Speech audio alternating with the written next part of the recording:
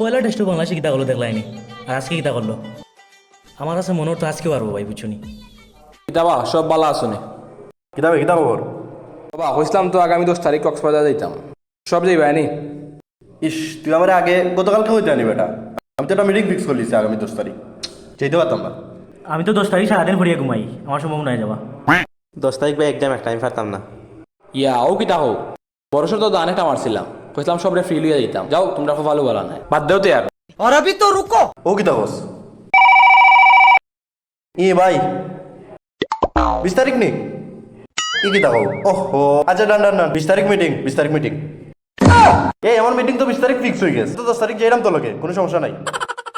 তে আমি এক কাম করবো, 9 তারিখ সারা রাত পরে ঘুমাইমু, 10 তারিখ যেতাম পারবো, সমস্যা নাই।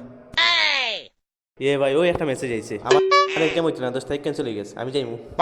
তে তো আর ঠিক আছে, তিয়ার যাইরাম বুকিং দিয়ে যাইলাম। ভাগনা পাইলে খেয়ে না যায়। সব টেন্স আসরা